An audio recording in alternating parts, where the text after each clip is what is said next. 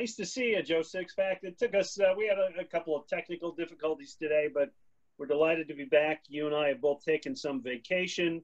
We are back this week. We are off next week because we're taking more vacation. It's the summertime, and damn it, COVID or not, we're both going to try to enjoy it and get out a little bit. But we haven't done the show in a while. We're delighted to be with people. We got a good show today, special guest that you lined up. That's right. Sam Calagione, one of the best-known local brewing people, is going to be on from Dogfish Head. We have a lot of questions for him. We're going to be drinking some beers with him. Sam's a great guest, and I'm really looking forward to it. Does that mean your beer swap begins with a Dogfish Head? Actually, it does not, because I'll be drinking some others of his. What I brought today was this one from Flying Fish. Yeah. They have Salt and Sea, which is actually funny because there's Dogfish Head has a sequence here, very similar beers, but lately Flying Fish has been adding some flavors, and I'm going to try this one, although I'll show you how unprepared I am. I didn't have a glass ready for me here. So this is their Session Sour Ale, and this one is brewed with pineapple and mango. So I'm going to see how this one goes. So you know what? That'll work for me. By the way, when we do this show, that's a nice looking beer. We always like to hear from people on Facebook Live. Tell us what you're drinking today. And also, we're going to be doing a feature coming up on ways to enjoy beer that's not just like drinking beer out of a glass or a can or a bottle. I'm going to do some beer ice cream floats. You made some beer ice cream, so tell us your favorite ways to enjoy beer. How are you enjoying that one? This is actually pretty nice. It doesn't have really that much of, a lot of times I taste these fruit flavored beers and they actually taste like artificial fruit. This one tastes pretty close to mango, as I don't get a whole lot of the pineapple. Not a bad beer. I think it's a good idea from Flying Fish because they're looking for other summer flavors, and this one will work out well, I think. All right, well, let me show you what I'm sharing today. Actually, not all four of these, but my friend Sean McCardle, I'm going to give him a shout out. Great kid. Well, he's not a kid anymore. I've known him since he was a kid. He's now a Vermonter, ex-Havertownie.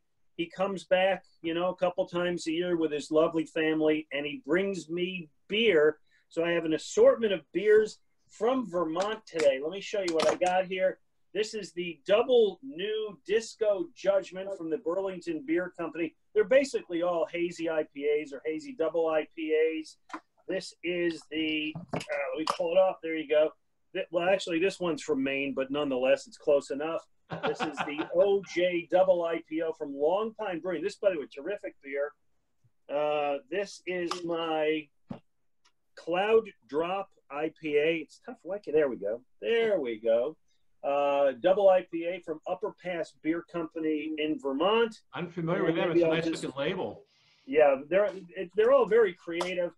And here you go. This is my Goodwater Brewery, Williston, Vermont. This is their Tropical Illusion New England Double IPA. I'm going to try this. And so it led me to ask you the question. Vermont, it's what is it, the second, third smallest state in the country? Yes, it is. It's got a terrific beer culture. Look at this, baby. You can't see through that. Not at all. The way I like them. Hazy and hoppy. How come Vermont? Well, yeah, that's a great question because it has become a brewing center. It is small, but it does have more breweries per capita than any other state in the U.S., which is pretty impressive. I think there's over 70 breweries now in Vermont. And, you know, I think one of the things about them is that it is a tourist destination. So people tend to go up there and into the Green Mountains, I guess, and go bring back beer to their friends. But there's a lot of other things going on with Vermont, I think. One of it, which is has sort of this counterculture rep to it, which is interesting because it used to be very, very conservative. I was doing some research on this today, Glenn. Vermont was the second state in the Union to pass prohibition in 1853. 70 years before everybody else they started, let's not drink anymore. Wow. Pretty amazing, but there's I'm glad they flipped over. Really? There's some people who believe that's actually. You can see it. My Phillies mug. All right. Season going to begin. We hope. Yeah. Anyway, you know, some people think that sort of wiped the slate clean of brewing tradition. So Vermont's been open to a lot of other things out there. But I think there's actually two people that deserve a lot of credit up in Vermont for creating this great beer scene that's coming out, which is unfortunately he's gone now. Is a guy named Greg Noonan, who was a brewer in Burlington, had a brew pub there. Noonan. Yes, Greg Noonan, and not Newman. Noonan. No, I'm doing the Caddyshack Noonan. Okay. But anyway, go ahead. Anyway, he was responsible as a proponent of Vermont beer, but he also trained a lot of the brewers who you're very familiar with at the Alchemist and Hill Farmstead and Lawson's Finest. They all trained under him. And I love those beers. Yeah, they're great beers.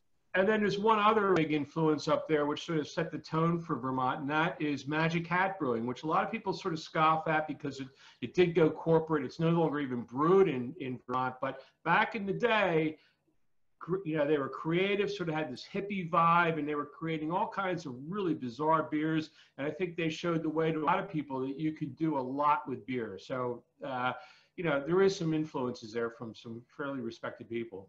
For a tiny state, it's got so much going on. Let me tell you, Joe Sixpack, what some of our viewers are drinking today, and we appreciate it. George Cesarini is enjoying a Buck Naked Cream Ale. Let's see. Mike Monteleone is enjoying a Lips and Lungs by Short Throw Brewing. I have no idea if that's even real. Never heard of it. So. Okay. All right. Paul Smink is enjoying a Nimble Giant. Good choice. Andrew Colligan, Alpine Beer Company, Nelson IPA. We've had a lot of people drink that. Speaking of Vermont, Bob Benesh, your buddy, is having a Little Sip IPA from Lawson's Finest. Nice. That you know, as I said, that's one of my favorites. And let's throw out one more here. Tom Serencitis. Oh, there you go. Conchi One Giant Leap, available at State College. Very, very nice. Very, very nice. The variety of beer that people drink as they watch us is just, you know, really inspiring to me. Everybody's getting out there being creative, and that's really a lot of fun. That's really nice. I'm sorry to be moving around here, but I do have a critical missing bottle opener that I know because I'm going to need really shortly here because we got Sam Calagione on hold here. Bring him in. All right, we'll bring him in. And let me admit him to the I'll talk while you look for your bottle opener. Okay, right? Thank you. That's a good move. You got it. Sam, how are you? Hold on. Let me change my screen so I can see you. Sam Calagione is going to join us. I don't see him yet. He's got to punch in here, Joe Sixpack. I see the shadow of him. Anyway, for people who everybody should know, in 2019, last year, Dogfish had merged with Boston Beer, a huge deal, $300 million deal. We're going to get to that, but we ought to talk about the beer first. I've been a fan for a lot of years of the 60-minute IPA. Sam, how are you? Welcome to the show. Cheers, guys. Sorry I'm a couple minutes late. No, perfect time. You didn't have to drive here, though. I have an order of grain in the seats behind me, so I'm on the road, but I pulled over safely here. Oh, wow. Hey, thank you so much. We appreciate your dedication. We were just talking about the 60-minute IPA, which we've been enjoying for years. Is that still your number one beer? Is that the one people think of when they think of you? Well, I would say by volume, it is still number one. However, if you look at growth trajectory, both Slightly Mighty and Sequench Ale are on a path to overtake 60-minute probably by next year. Slightly Mighty, maybe Sequench if they keep growing the year after. So definitely in the top three, and currently by volume, still holding on to number one. What do you attribute that to, Sam? I mean, Sequench, by the way, I was drinking a sour sea and a Salton Sea from Flying Fish to start the show, which is somewhat similar to the Sequench. I'm actually going to open up the Sequench here and see how it compares. What do you attribute that, though, to the growth of Sequench? Well, I mean, I think it's, you know, IPAs are certainly going to be the juggernaut in the craft beer family volumetrically for growth for years to come. You know, if you ask Bart, the economist for the Brewers Association, or Lester, the economist for the NBWA, what's going to come after IPA, and all data shows IPAs are going to come after IPAs. However, it's of such a scale now that it's fragmented into lots of subcategories, from session IPAs to juicy IPAs to locale IPAs. And but the sour category on a percentage basis, albeit smaller volume, on a percentage basis, is actually growing faster year to date than IPAs. I think sours are up 27% and IPAs up 24%. And Sequench Ale, which we've been brewing for over 5 or 6 years, is the #1 sour beer in America. Really? In fact, we have over 65% share of the whole sour category in the U.S., mostly because of Sequench. But Sunday Feels also, which I know you want to talk about, and our Rodenbach collaboration and Super 8 fall into that. I think the reason is they can appeal, I think, to a broader palate base than IPAs. IPAs, you got a big bitterness to be in IPAs, whereas something like Sequench Ale with its lime and its sea salt can appeal to, you know, a minerally Pinot Gris drinker or a margarita drinker or a craft beer fan. Sam, one of the things we do as we host this show is we invite people who are watching us to tell us what they're drinking. So indulge me for a second. Katie Ann is having a monotone mosaic by Tonewood, while her husband Justin is having a Sticky Fingers by Ship Bottom. Tim Gibble is drinking a Brotherton Liquid Smile. Pete Carilla is having a Weihenstephaner Crystal Weiss beer. Seems pretty high class for our show. How about that? Joanne Brown is having a Pulp Daddy by Greater Good. And Walter Cassidy, well, is having a Slightly Mighty, which is one of your new beers. Man of excellent taste. Well, what's going on with beer? I mean, Sam, it's a low-cal IPA. Why are we reducing calories in our beer? It's a dangerous path, Don, right? Really? Well, as you know, I know your family's been a big fan of Namaste for years, and you know, we started doing sort of active lifestyle-oriented beers over a decade ago with our yoga-themed Namaste, and it really engaged us in a conversation with people that start saying, "Hey, I love craft beer, but I'm really, you know, mindful of my wellness goals," and you know, and a lot of folks that got into craft beer in the 80s and 90s, like I did, are getting to an age where your metabolism slows down, and you notice when you've had 5 or 6 90 minutes, you know, you start to pack on the pounds. So, you know, we've been innovating. 5 or 6, huh? 5 or 6. That's a big night. 5 or 6. I would be under the couch at 5 or 6, but okay, yeah, I hear you. Yeah, but you can do 5 or 6. So Sequench, that's kind of the active lifestyle beer that's all about its thirst quenching characteristics. Namaste, as I said, yoga themed, but Slightly Mighty, our goal is to brew a beer that was mighty in hop character, but slight in calories. And we wanted it to be the exact same calorie count of Michelob Ultra, but taste like a full flavored IPA. And I think we've really struck something here. It's we were the original Locale Ipa, and Locale Ipa as a style category is very different than session IPAs. Founder All Day IPA is the #1 session beer. They did a great job with that, but that is 140 calories per 12-ounce can, whereas Dogfish Head Slightly Mighty is only 95.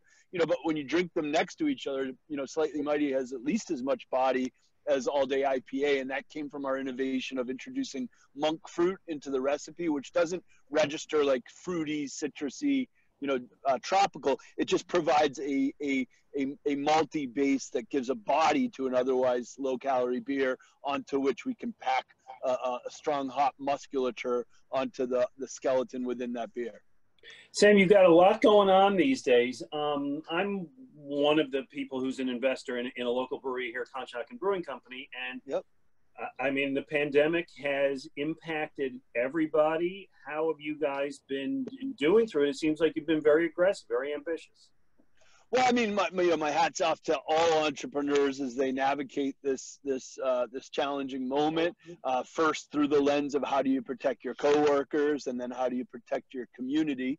And so with us, we quickly reacted and shut our restaurants even before it was mandated in our state, and diverted the majority of our distillery's capacity to make hand sanitizer for the state of Delaware. We took all the profits from the sales to the state of our hand sanitizer and established a grant program, and have put over $100,000 of our money into this grant program to help out-of-work hospitality workers in our state. From a business perspective for us, you know, globally as a Boston Beer Company, you know, with off-premise sales in grocery stores and pantry loading, we're actually doing even better than we thought we would be doing. But it does make it challenging for brands in our portfolio like Dogfish and Sam Adams, where, 25 to 40% of our business was on premise and in draft, and that business essentially evaporated overnight. I think we're back to about 35 or 40% of our restaurant business at its strongest now. But as you guys know, every state's going up and down, and it's a really tenuous moment. Who knows what's going to happen? Well, you mentioned Boston Beer, Sam Adams. Certainly when you did the merger last May in 2019, no one saw a pandemic. But how are things after a year plus after the merger? Where are you? Are you where you thought you would be? Any surprises? And how's growth going? Yeah, I mean, that's a great question.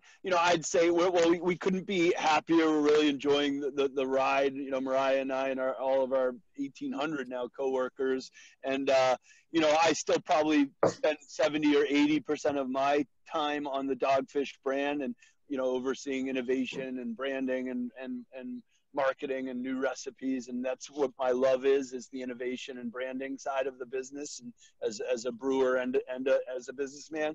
And then I'm getting to spend a lot of time on fun brands like Truly and Sam Adams and Angry Orchard. So I'm enjoying it. I've always kind of had creative ADD, and now I get to think of some other brands in addition to the one I wake up thinking of every day.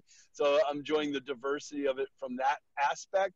And yeah, for us, as you guys know, it's great to see craft beer growing in this moment when it's so challenging, but it's still sort of seltzer growth is outpacing beer growth. And we are, proudly the makers of Truly. So I'm having fun, working on that brand too. And I don't think there has to be a trade-off.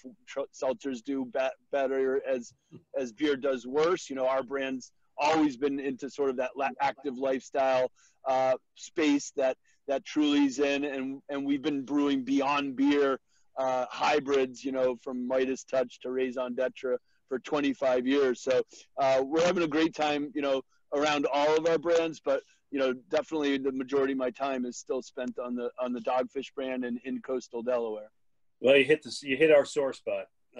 Both Joe Sixpack and I don't agree on every beer, but we do agree, both of us just despise the seltzer phenomenon. And listen, it works. And as I said, I'm with Conshohocken Brewing Company, and we're doing them, and people enjoy them. But I don't know what question I want to ask you off of that. I guess my question is why? Yes. Why has that taken off so much?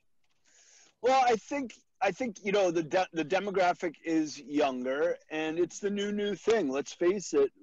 Jim Cook, myself, you guys, Ken Grossman. We've been in this business for 2-3 decades, which means and the craft brewing renaissance is now 35 years old or so. And frankly, I think younger consumers, it's not so magical and mystical that someone opened a brewery as it was, the darlings of the industry 20, 30 years ago. And these people grew up with 60-minute and Sierra Pale in their fridge. And so, you always want to rebel from your parents. And if craft beer was your parents' vibe, that might be something you rebel against. So So I think it's inherent upon us as brewers and passionate beer evangelists like you guys are to make sure we can make craft beer as exciting for the 25-year-olds as we did for the 25-year-olds in 1995. And I think that needs to come with further, pushing the boundaries, going outside of comfort spaces to do more innovation versus jumping on what other breweries innovate, which does seem to happen to too big of a degree versus finding your own white space to a way that I think we used to be better at as an industry 10 years ago. And I get it. There's a lot of dark capacity in our industry. And if a brewery 10 years ago built a brewery that they thought, I've grown 20% a year for the last 5 years, I'm going to keep doing that. And then when the growth stalls, you're sitting on dark capacity. You have investors, you have bankers. So instead of taking risks, you fill that dark capacity by looking at, what's the hot style, what's the hot trend, and following that trend. I don't think that does younger consumers service because they're not seeing as much innovation. And I say that mostly with distributing breweries. I do think the tasting room breweries are doing a great job generally of flying their freak flags and being really creative and pushing the boundaries. Well, you raised some good points here, because now you're working, you have a company that's publicly traded. I mean, how often do you take a look at the stock price of Boston Beer, and how does that have any impact on the way you do business now, or way you do brewing, rather? That's a great question, Don. And I can honestly say I've never gone to Google it or see how it's doing. But I also have to say it's because I've got some asshole friends who remind me every once in a while by sending me a text and saying, "You got to buy me dinner, pay for my kids' college." I'll also say Mariah and I have not taken 1 cent out of this deal. When we did the merger, we just took the value of Dogfish and turned our stock into Boston Beer stock. We took $10 million in stock and established the Beer and Benevolence Foundation so that we can give to causes like the Delaware Restaurant Association and causes that we believe in. But other than that, we're all in on this journey, and that's, why it is a merger, not an acquisition. Mariah and I are working harder than we ever have, and we're literally all in monetarily and emotionally on the journey we're on with Jim Cook and Dave Berwick and our greater family, coast to coast. Well, Sam, we want to salute you for your innovation, your excellence, how you've led the way for so many and continue to, and we appreciate you joining us today. Cheers. Before you go, Sam, I do have a question. Who drinks more, you or Jim? Oh, I'd say Jim drinks more samples of different stuff throughout the week, whereas I drink a shit ton of 60-minute Sequench and whatever the newest thing coming off of our fermenters are, because Jim gets every different batch of Boston Lager sent to him every week, and is always checking on the new innovation flavors from each brewery. So he does a lot of lower volume, higher diversity. I say I do a lot of higher volume, lower diversity in our portfolio. Well, again, the 5 or 6 60-minute IPAs. Good luck with that. Cheers to that. Thanks, Sam. Thanks so much. Thanks for including me, and thanks for all you guys do to get the word out about indie American craft breweries. Okay. I appreciate it. There you go. Right. Good guy. Cheers, guys. That was a lot of fun. Okay, so we're going to do one more feature today. And I'm going to destroy I'm going to do what my parents never let me do, which is I'm going to eat sweets before dinner. It's the summertime, and we decided to do something on ways to enjoy beer other than just drinking beer. And I put the word out to some people, what are some ways to do it? And here's some of the things we got. Joe said Guinness brownies. Never had. Imagine that's pretty good. Yeah. Cooking with beer is a great thing, and you can do desserts easy. So I've never had Guinness brownies either, but it sounds pretty good. I've actually had Guinness marshmallows, though, that were quite good. We did that on the show one time. Yes, I remember that. Yeah. Michael Brzezinski said beer bread. Yeah, that's a good thing. Yeah. Lou Calamari said steak and ale pie. Sounds very British to me. Michael Bernstein wrote us, my mom used to make brisket and beer. Honestly, a recipe. He said, I thought I was cool as a kid when I'd have for dinner, beer. I like that one. It sounds good, Yeah, and Doc Terry McGrath said, well, he says, does beer can chicken sound familiar? I actually did lessons on beer can chicken once, and that is always a great one. Mine's going to take a little construction, but you did yours ahead of time. What do you got? Yeah, I did. So I'll start. I made beer ice cream this week. We've had a number of occasions to try beer and ice cream, but I decided to go all in with it this time. And I came up with a recipe. Actually, I got to credit craftbeering.com, and I'm going to share a link when we put this up on YouTube and on our Facebook page to this recipe. I've made beer ice cream before. It's a challenge because of the alcohol in it. It tends to not freeze very well sometimes. It crystallizes, actually, so it's not really good. But so the trick on this recipe, which I'm going to share right now, is that you don't use as much. You do a low alcohol beer, and you also try to reduce the beer by simmering it, which more intensifies the flavor. So what I did was I used this is a double stout ice cream. I used Sylvie Stout, which is from Love City, one of my favorite breweries. They've been making some great beers there. And it's pretty simple. You take 2 cans of Sylvie and you simmer it along with a cup of sugar, because you got a lot of sugar, a cup of brown sugar in ice cream, in this cream recipe. And you simmer it for 15 minutes to reduce it. It thickens up pretty quickly. And then you take a cup of whole milk and a cup and a half of heavy cream, simmer that as well separately, and then add that to 6 egg yolks, because I don't want to have raw yolks, so I heat up the egg yolks with this cream and milk mixture. And then you cool both of those things, both the cream and the beer mixtures, in your refrigerator, probably overnight is best. And then the next morning you get up, which is what I did today, and you run it through your ice cream freezer with a little vanilla and a pinch of salt.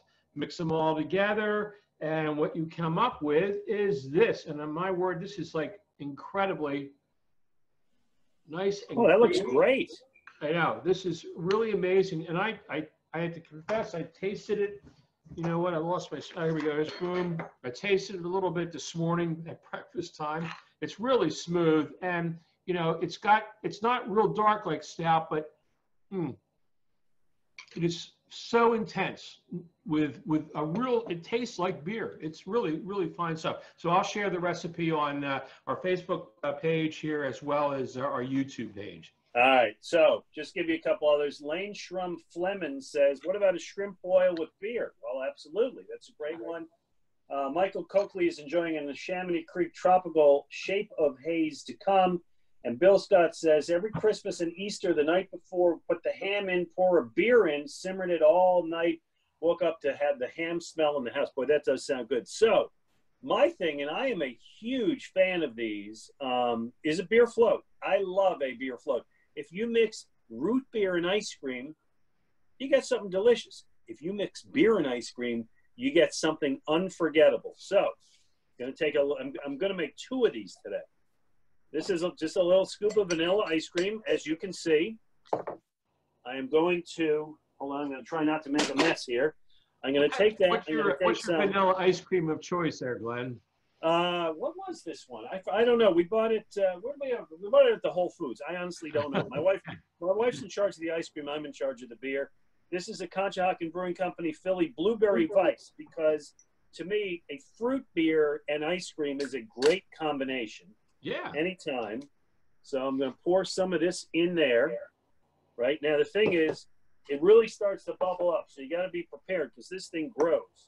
If you think you're going to pour in the whole 16 ounces, you're crazy. Look at it. Is this a thing of beauty? Hold on. Let me get. There you go. I love it. A bit of a blue tint there.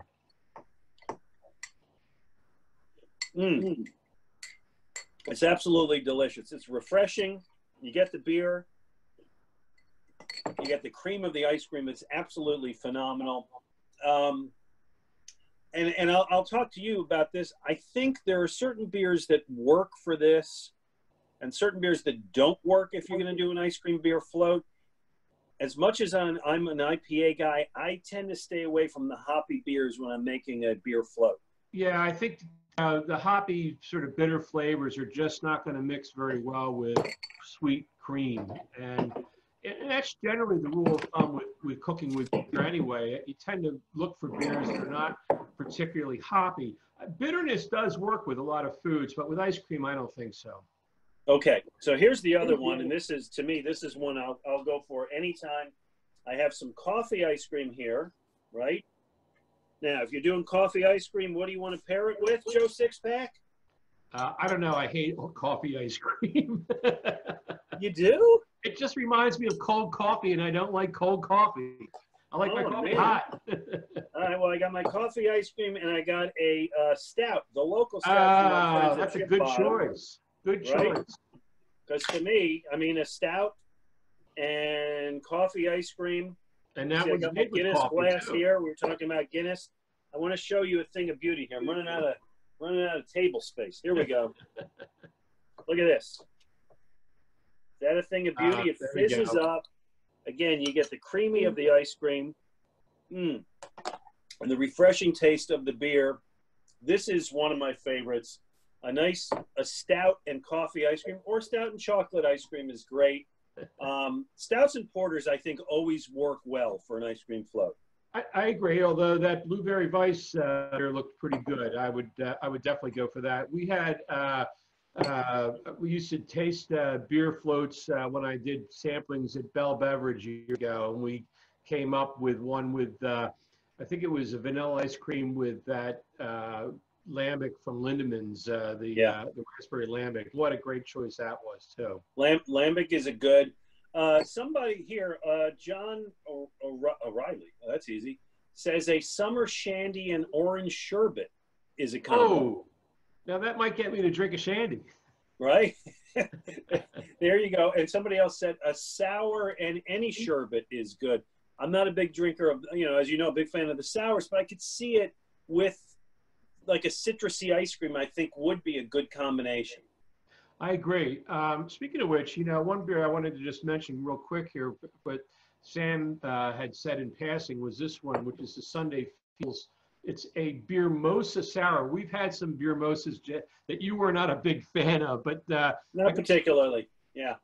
This one's pretty darn good. It's sort of muted, and I think that this might go good with that sherbet that you're talking about. Okay. All right. So that's how I enjoy my beer. Other than just straight up beer, I've always loved that. I've always just thought it's so much fun. Let's get to some of the news of the day, if I can find it on my cheat sheet here. Yeah, here we go. There's been a lot happened since we've been on in the last month, new brewery opening and so on, but what do you got? Well, I want to start with this because I went up to Cape Cod a couple weeks ago, and foolish me went into the beer store and said, I said, where can I find the Trillium or the Treehouse? And the guy at the beer store said, get on the highway, drive about 50 miles north, go to where they make it because that's the only place you can buy it. Right. So, and so I learned. But Trillium, which is a terrific beer out of New England, apparently had a problem with their cans. Yeah, this has been an issue in craft brewing for the last couple years, where people are experiencing exploding beer cans, and Trillium is the latest to have this problem with their beer that's called Daily Serving. It's a fruit-flavored ale. And what happens, just for some quick science here, is there is sugar in fruit, and when you add it after the fermentation, it can re-kick off the yeast fermentation. New sugar is going to turn to more alcohol, but also more CO2. Put that in a can. If it is too active, those cans can explode. And so Trillium put out a message through social media that said, avoid the exploding beer cans. Just keep your beer cold and drink fresh. Which, like everybody said, no, make beer that doesn't explode. Yeah, and rightly so. So a lot of backlash on that one. Well, and they would deserve that. I wonder if they'd have to do a recall on that. Let me give you a few more things people are drinking. Walter Brzezinski is having a Shambolic from Tired Hands. Michael Long is having a Walter IPA by 7 Mile. Never tried that. Yep. Christopher Donald said, you should use a chocolate stout and coffee ice cream like the Yards Love Stout. That would be an excellent beer to make one. Michael Hole is having a One Giant Leap. It's just, again, it's so much fun to see everything that people are enjoying, all the different varieties. It's really a lot of fun. Really. Speaking of exploding cans, there's another issue, which is there's a can shortage. Yes. What happened, and Sam talked about this earlier, is about the amount of business or amount of sales at his company that has shifted over to packaging as opposed to draft beer. And as a result of that, brewers are finding shortages with cans. They can't get enough of them because most of their beer is going into cans as opposed to draft. And the CEO of American Canning, which provides a lot of the 16-ounce cans around the country, told Brewbound that their 16-ounce cans are going to be a problem this summer. So we'll see how that works out. I can tell you, I've seen some evidence, well, maybe not really because of the shortage, but there's a new brewery that opened up here in Roxborough, New Ridge Brewing, and they blew through their 32-ounce crowlers in the first weekend. They ran out of them immediately. thankfully, the folks, I think it was at 2SP or maybe Sterling Pig, I'm not sure who, but lent them some cans. Hopefully, that's not going to be a permanent problem for people. Yeah, that would be that would be extremely problematic as the world has moved, as the beer world has moved from bottles to cans. By the way, our friend Mike Vrieswick, who we had as a guest a couple of weeks ago, greatest player in the history of Temple University, he'll tell you, is enjoying a blazing world from Modern Times beer in San Diego. He does get some of the exotic ones. Yeah, well, I think Modern Times does come to Philly, and they make some pretty dandy good beer. You know, it's funny. I don't see as many of those San Diego breweries in the Philly areas these days. I think maybe because we have so many good local ones, but you know, people like Ballast Point and Stone, good breweries. Yeah. I don't see the shelves full of their beer as much as they used to. By the way, speaking of Temple University basketball, shameless plug for my show with Ray Didinger. Ray and I have been doing a thing over the last 4 months called Tell Us Your Story. Every show we get a local sports legend, not necessarily local, but a sports legend for a long-form interview. On Saturday, we're doing John LeClaire, the great Flyers player from a couple of years back. And on Sunday, Aaron McKee is going to join us to tell us the story. Everybody loves Aaron McKee. Absolutely. I'm tuning in. In other news, we enjoyed, we love beer trails. We did the one in York, PA on TV last year. You say there's one coming to central Pennsylvania. Right, just out past York, in the Harrisburg/Hershey area, the new Beer Barons Trail. I'm not sure where they got that name from, but it's a new beer trail out there with 20 breweries on it, including Trogs, which is, of course, the famous one in Hershey, Zero Day, and a brand new brew pub coming out called the Watershed. So you can download their app and get more info about it at visithersheyharrisburg.org. Very nice to hear. And then finally, well, we're going to skip that, but we're going to skip that one. Okay.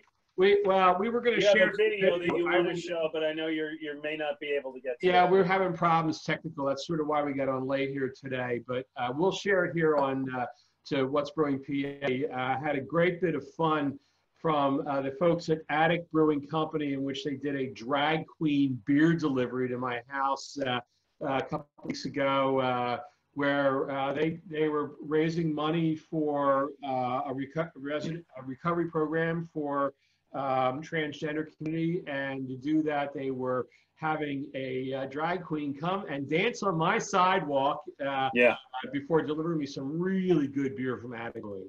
I saw the video. It was a hoot. Hopefully we can get it next time. So here's the story. Again, it's the summer, so we're kind of doing this sporadically. Obviously, Joe Sixpack and I are hoping to get this show back on television. We loved having it on TV for, I think, 4 seasons, and we do hold hopes we can do that again. You know, the pandemic has thrown a monkey wrench into everyone's plans, and us getting on TV is not the biggest problem facing the world today. But we do hold out some hope. Meanwhile, we're going to take next week off, probably come back the week after that. Doesn't mean that anybody out there should stop drinking beer and enjoying themselves. I do, again, want to thank my friend Sean McCardle, who brought me this treasure trove from Vermont, getting me through the end of this week. Joe Sixpack, any final words by you? Yeah, thanks, Jim Calagione, for joining us. Glad I'm going to give this one a shot, the Slightly Mighty. I know that you're not a huge fan of it, the Locale Ipa. I'll see. Didn't have as much taste. Let me put it this way. Did not have quite as much taste as the 90-minute IPA. a big favorite of mine, too. So, but we'll see how it goes. Anyway, Joe Sixpack, and to everybody watching us today, here's to you. Cheers, everybody. Cheers. We'll see you soon on What's Brewing.